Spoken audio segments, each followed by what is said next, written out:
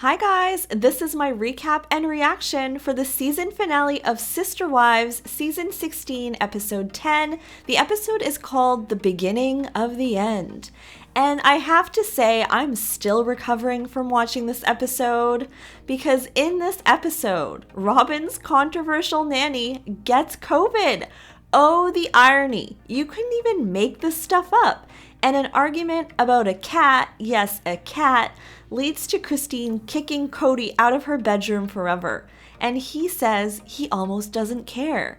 I am so angry at Kody in this episode. What happened to earlier seasons Kody, who used to try and wasn't super insensitive?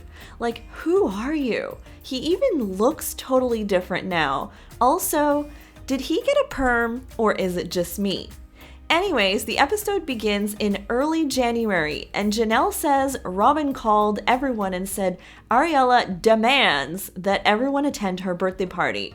So they're all going to get tested and, they're going to make it happen by getting tested at some drive-through testing place. Christine says, will the birthday party smooth everything over? No, because there's a lot of frustration about how Kody's been with COVID. It's exasperating for a lot of the family members. Amen. And now we're at Robyn's house and it's Ariella's 5th birthday. And Robyn says she's so happy. Funny how Ariella just celebrated her birthday again recently, and Mary went live from Robyn's house actually. So this means this all happened exactly a year ago. Kody says he's still gun-shy about the criticism he received from his older children about his COVID rules, and it ruined his holiday season. There's a flashback to Kody past when Gabriel and Garrison seemed to just want a better relationship and more family interaction to me. I'm not getting how this should have ruined the holidays, but yeah, I don't agree with most things that Kody says in this episode, so it is what it is. He says, my older kids have to realize that my world doesn't revolve around them once they're adults. And Janelle makes a good point here. There are adult children at Robyn's house that are not getting pushed out, so make it make sense. But honestly, I think Kody should appreciate how accomplished Gabriel and Garrison are. I mean, Garrison owns a house now. How many 20-somethings do you know that own a house? I know none. I know none. He's very young and he's doing great things, and so is Gabriel. So he should be proud. But anyways, at the party, everyone's acting like everything is completely fine. Robyn has her camera. She's taking happy family moment pictures, the whole deal. And there's this cute moment between Gabriel and Ariella where he says, you're the only woman who greets me at the door by saying, wow, you're handsome. And this was just really sweet. It was cute. It was super precious. At this point, things look up. They're looking so good. Janelle's like, great, now we're talking about Kody's birthday next week. We're using the saliva testing. This is good. So the episode starts with a little bit of hope and ends in absolute despair. 3 days later, Robyn is filming herself and she looks tense and she takes a very deep breath.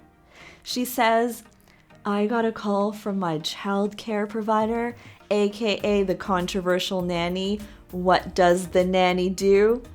And her husband and she are testing positive for COVID.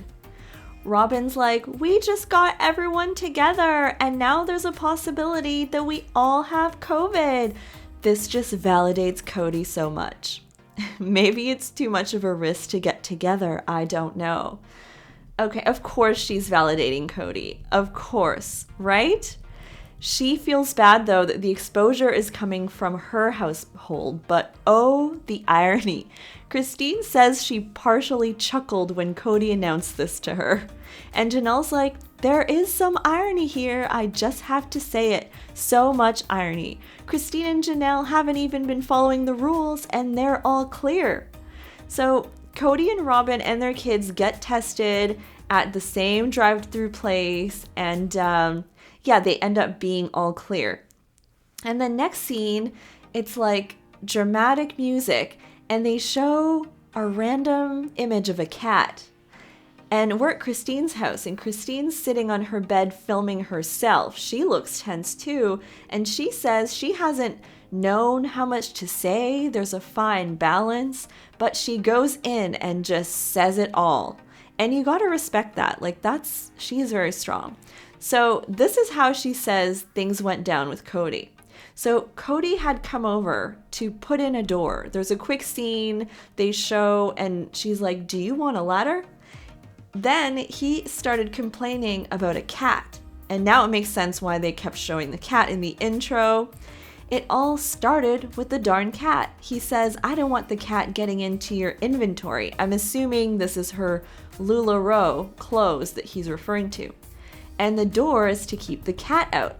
So Christine actually, asked him, is the door about the cat, or is it about not having intimacy in our marriage or whatever?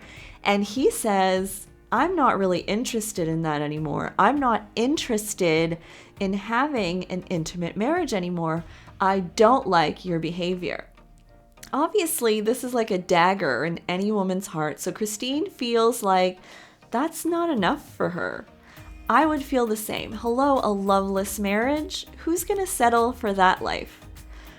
Okay, so he gets to have an intimate marriage with other wives, but not with me, Christine says. I agree. This is just unacceptable in so many ways. She says that on their last anniversary, he had fallen asleep and, it ended kind of in a sad way. And she says a while ago, he said he wasn't attracted to her anymore or something, which is traumatizing.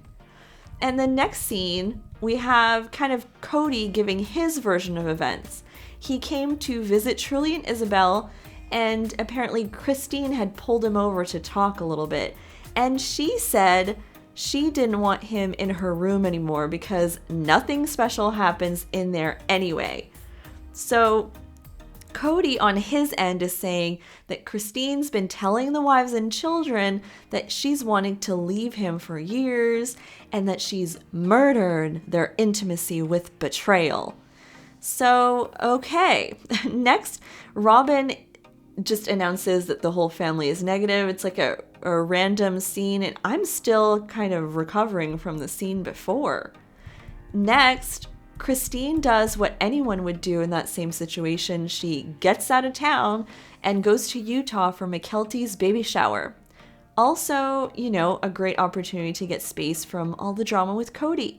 She says she's in a transitionary spice right now.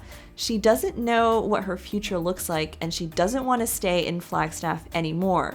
So we're getting a glimpse at what actually happened, So it's sad, but we're getting a lot of our answers in this episode. She says it was hard to see his stuff everywhere, so she packed it all up and put it in the garage. She'd always wanted a romantic marriage, and it's been so hard for so long, and she's heartbroken. It's so heartbreaking to watch, Christine, she's crying. I feel terrible in this scene. It's like heartbreaking. And when it rains, it pours because Janelle pops in. The camera is really zoomed in for some reason, and she says Gabriel and Garrison have COVID now, and she has a bit of a cough, but she's not sure if she has it, so she's getting tested. The weird thing is, we never hear the outcome of this. Like, did she have it? Did she not? We didn't know. Anyways, next, Kody finds his boxes at Christine's house. He says, "I guess I've been moved out of the house. I mean, duh." He says, "It appears to be a game, but it might not be. I don't know." A game? I mean, what woman packs her husband's things up as a game? That's a pretty intense game. He seems to not know why his boxes are out there. He says, "I'm ambivalent and I almost don't care." He says he's relieved. Yes, people, relieved from the burden of a loveless marriage. If we thought there was any hope for these two, that statement just flushed it down the toilet. That's insane. I wonder, I mean, is anyone else wondering if now that Christine is gone, they'll build one big house? And holy moly, we learn at the end of the episode that there's going to be a tell-all, but it's a one-on-one because certain things would just be really hard to talk about with everyone. But we're going to get one, and I will for sure be talking about it next week, so definitely tune in. Thank you so much for watching the whole way through. Definitely like and subscribe my video, and I'll be back next week. Let me know what you think of all the drama. So much drama. I need to go recover. Bye, guys.